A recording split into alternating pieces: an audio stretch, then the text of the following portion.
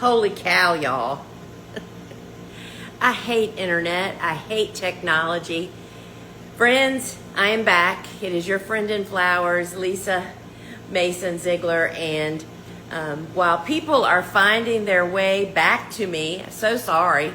I mean, I just hate the internet service or how it works and the unpredictability of it. So thanks you guys for chasing after me and finding me. I'm now back inside the building. That's why I don't do in the gardens anymore. It's just too unreliable. Anyway, so if you've never joined us for Ask a Flower Farmer, this is the place where you can ask me any question that is related to flower farming, whether it's seed starting, selling flowers, growing flowers, harvesting flowers, farm dogs, whatever you got. I am happy to try to answer your questions. So put your questions down in the bubble below with the question mark in it. Because if you just put it in the comments, it just swims past me and I'll never get back to it with people coming and going so much. So post your questions, whether it's about harvesting, cool flowers, planting, succession planting. So I'll tell you what's going on here on the farm while you guys get some questions posted in there. So we are knee deep in our first warm season tender annual planting, which that's the one that typically goes on to be the long haul planting. It's really funny. The first planting, which we plant, I think there's 9 beds out there that are being packed full. And most of those same 9 beds, because they're come and cut again, will still be producing at the end of the season. And so it's really pretty amazing how that all happens. So as soon as we finish getting all this planted, then guess what we're doing? Then we start all over again, y'all. That's called succession planting. And so we're doing a lot of interesting things here this year because, we have our open farm. We've announced the date. It's June 28th. It's open to the public and free. You do not have to sign up. You just have to show up on the right day during the right hours. And you can go to our website and go to the About Us drop-down menu, and all the details are there. We have hotels, stays, the whole 9 yards, because people just come from all over for this to see our little garden. It's really pretty amazing. It's pretty humbling. And our warehouse is open.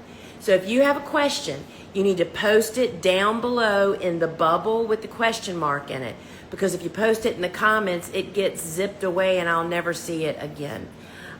So the open farm is June 28th. Don't forget to save the date. Remember, tonight I'm doing a show 8 p.m. inside my phone app. You can get the app by commenting app here, or and we'll DM you the link to get it.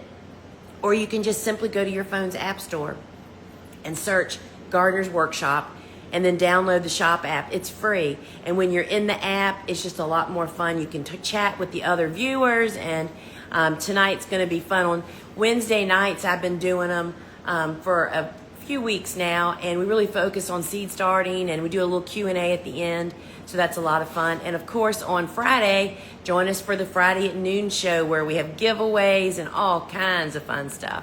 So get the app and join me, and that'll be a lot of fun. All right, I see some questions now. I can't get Atroplex to germinate. So Gracie, you're not alone on that. Atroplex is definitely a challenge.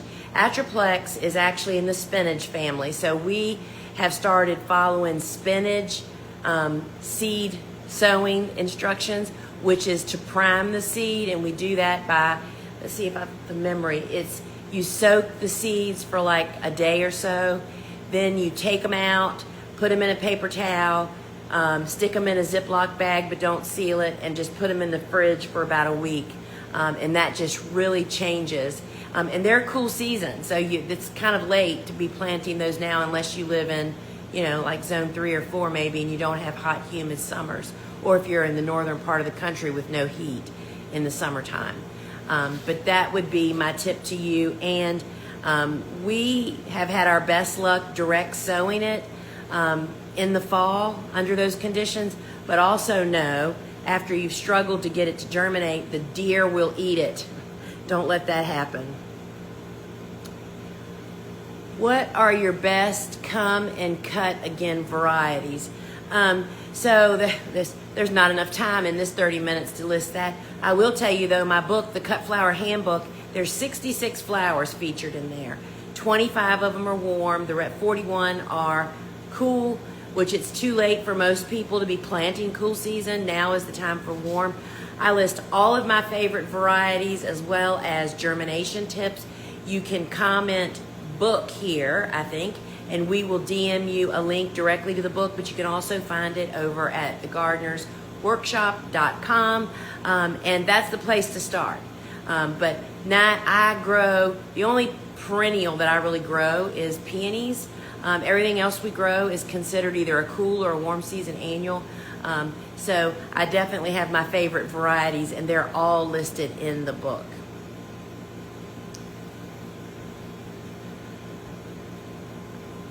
I need more filler flowers. Any suggestions? I don't know if you're talking, I would assume you're talking about warm. We just grow tons of basil and all the varieties. And here's the other thing. On my website, thegardenersworkshop.com, in the shop, go to the seeds, and there's a warm season seed category and there's a cool season seed category. Those are all the flowers that I grow, basically. But all the basils that we grow several different ones. We grow sunflowers to use them before they actually open because they have a green head that is gorgeous that we use for filler. And so it just really depends on what it is that you need filler for, bouquets or for selling to florists and stuff. But we rely heavily on basil all summer long. So check that out and you can see which varieties we grow. When you plant your zinnias, do you count them or scatter them on the bricks? Is it better to count per brick? So if you're talking about soil blocks, that's cute calling them bricks. I've never thought about that, but that's exactly what they are. You can't scatter them. Zinnias need darkness to germinate. So we poke a zinnia seed. That's one of the things that I show on my seed starting shows that I do. We demonstrate how to do that. You can actually catch the replays. I'm just thinking, I think for last Friday maybe, and even last Wednesday. But the zinnia seed is a long, pointy seed. You poke one end down into the block and push it in, and then the tail is sticking out. They need darkness to sprout. And so that's how we do that, and it's just one seed per small soil block. Where are you located? I am in southeastern Virginia. Can we use quick dip on Solomon seal? I'm hoping to keep it healthy until Mother's Day. So let me tell you what the problem with that is. First off, did you have to cut it? We were just looking at mine. We were filming this morning and we were making a YouTube video on the shade garden, and Solomon seal, of course, is in there. And we don't cut it when the little dangly flowers are there. We wait till they're gone. It's the foliage that makes them so very, very valuable.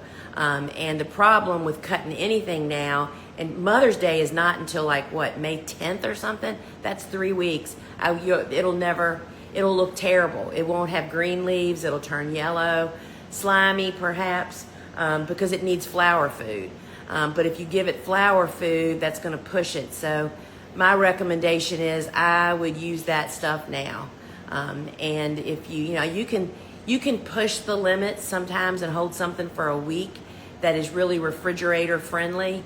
But I've never refrigerated Solomon seal. I would guess that it's okay in the fridge, in a cooler, but that's too long. I mean, the leaves will be totally useless because it'll be yellow. So, I would leave it. What I tend to do when I have something like that, because we used to always try to push our Lenten roses to get us to Mother's Day, which we're hoping for that this year too. I mean, we leave them out there much healthier out in the garden and just hope for the weather conditions that don't push them. But on Solomon seal, we used them just for foliage. So we weren't counting on the flowers, and the foliage stays in pretty good shape. So hope that helps, and hope you get something.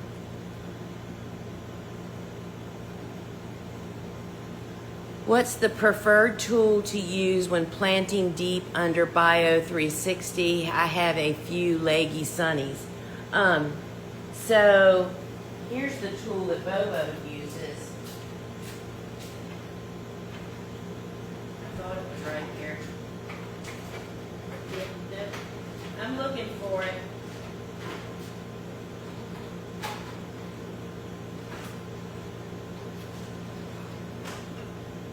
So there's two different tools that we use. This is one of them. You'll find this on our website. This is a dibber. It has inches actually on it. We use this, and then there's also the dandelion weeder. That's what Bobo uses to poke the holes. But you know, if it's sunflowers, I would guess you're in 2-inch blocks, I would imagine. You have to make the hole a little bit bigger to get the block down in there. We don't even, so she would use the hole puncher, one of these, to punch the hole and then just make the hole a little bit bigger and use your fingers to get down in there. And I wouldn't plant them too deep. I've never done that. I mean, we definitely cover the soil about a 1/2 inch below soil level, the top of the transplant, but don't go too deep because then you might risk rotting the stem off at soil level if it's not part of the stem that's used to being under soil, you know what I mean? So I hope that helps.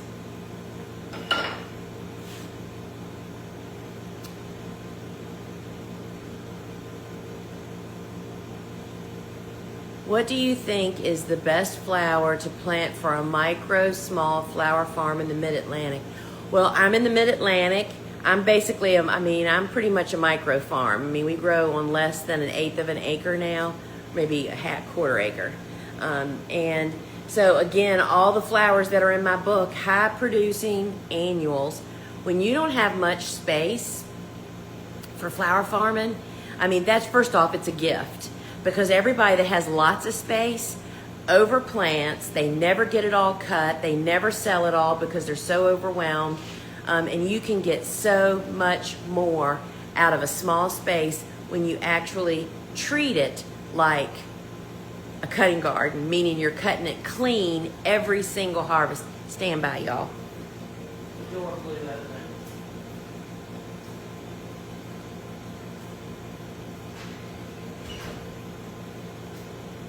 I must not have closed the door when I was coming in. Sorry, our cold air was blowing out the door. So any of the Come and Cut Again flowers that are in the Cut Flower Handbook, and again, you can comment book here and we'll DM you the direct list. And when you buy the book from us, it also includes a PDF download, the flowers that didn't make the book. But the bottom line is, if you're a small space farmer, growing annuals hands down gives you more bang for your buck for space, because annuals produce for a longer period of time, and then of course you have the option to pull them out and plant something else immediately. That's called succession planting. I squeeze more stems out of our small flower farm. So when we were in high production, my whole property is 2 3/4 acres. When we were in high production, I had an 1.5 acre cutting garden. Typically, we were only cutting from 1/3 of that at any given time. So think of 3 pieces of cake, right? This is the piece that we're cutting flowers from now. This piece is on the verge of getting ready to start blooming. The 3rd piece is just being planted. And then when this one starts to wane or, slow down or have issues, pests, storms, or whatever, we have transplants waiting to be planted into this one as they go south. And that gives you the biggest bang for your buck, because you know what that 1.5 acres gave us every week in season? 10 to 15,000 stems of flowers. 10 to 15,000 stems of flowers each week in season from the field. You do not have to have much space. So annuals are definitely what you should investigate. The book, my book, the Cut Flower Handbook, will explain to you why that works so well, how to set it up, and then it has the 66 different flowers. And for you to figure out when you plant those flowers for wherever you are. It helps you to figure all of that out. Oops. Let's see. I don't really want to use my dark red amaranth until fall, which reseeded. Can I just keep pinching it, stringing it along until then? You can, but what happens? So what she's saying is amaranth, which we have, that's what, let me see if I can do this without breaking y'all. See all that up there? All that is all dried amaranth. That was what we had grown for when we were doing the book photo shoots. We grew 14 different amaranths. It's pretty amazing. Great images in there. So amaranth reseeds like crazy. I mean, it's pigweed which is a farmer's nightmare, is a type of it's in the amaranth family. I mean, they produce, one plant can produce 1 million seeds. It's crazy. So if you try to string those seedlings along throughout the summer, first off, when we hit midsummer and then the days start getting shorter, amaranth develops even quicker. So that's why I'll start blooming on shorter plants instead of growing 12 feet tall. If you keep those seedlings that have just reseeded and pinch the heck out of them all summer, instead of getting 10 or 12 pretty decent stems, you're going to get a bazillion short little puny stems, because every time you pinch it, it breaks. It's like when you pinch it once, then let's just say it goes to 2 stems. Then when you pinch those 2 stems, then that's going to make 4 stems. And when you pinch those, and they just get punier and punier each time, and it really wears the plants out. It'd be a heck of a lot easier and a better use of space to just plant some seeds midsummer for fall harvest. I mean, I know exactly what you're thinking about, but it's like, it is so much more work, and you have an end result that is totally questionable if it will even work. It's just so much easier to start seeds in probably, I don't know where you are, June or July, and plant them out in the garden. That is definitely what I would do. I have spun my wheels in those kinds of situations, right? What is your favorite fertilizer for flowers and veggie garden?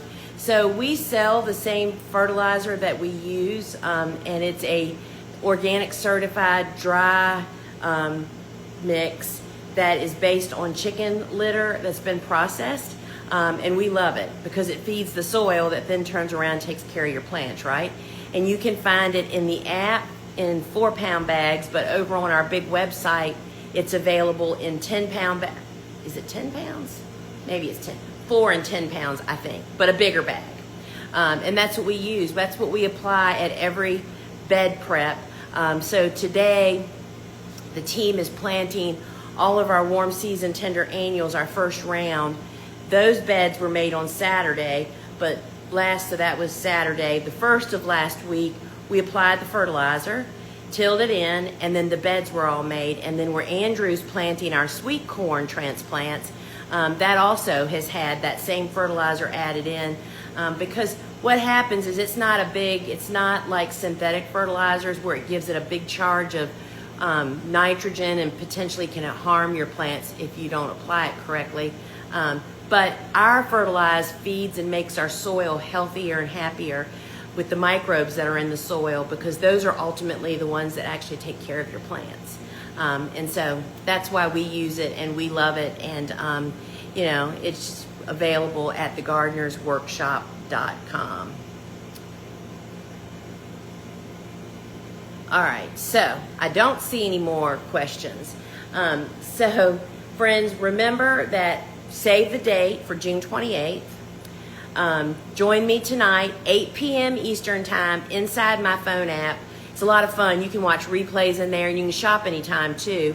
And it'll be tonight is seed starting. It only lasts about 30 minutes or so, and we just have a lot of fun. And so tonight will be seed starting. I'll be potting up my tomato plants, and which I don't do very frequently. So that's why if you want to see it, you better come tonight. And then Friday on the show is at 12 noon Eastern time. And that is always tons of fun. Remember those peppers I was talking about earlier? There's the pepper wreath. So rooster pepper seeds, which we have available. We had that grown for us. And so that's a custom grown seed, and it is still available. So friends, I really appreciate you joining me here today. And Remember also, if you want to stay in the loop in all of our news from the farm, I will tell you that we send out, most of our emails are about content, like bringing, highlighting, whether it's one of the podcasts or a blog post or something that's relevant to the timeline. That's what our emails are full of, with the occasional sale type of email. But you can comment news here, and it'll DM you a link where you can just sign up for our farm news. They're actually pretty awesome. And you don't want to miss out on that, because we have some really fun stuff coming up, and I know that you don't want to miss out on it. So friends, I think that's all the questions I had. So friends, everybody's exhausted just like I am. It's just a lot, right? So friends, I appreciate you so much, and thanks for joining me here today. I hope to see you tonight inside the app for the gardening show, 8 p.m. Wednesday night, and we'll do some seed starting and chit chat. And if you happen to be in my Flower Farmer Club, remember, I'll meet you at 2 o'clock for the sowing circle, where we're going to sow our seeds together. All right, friends. Ciao.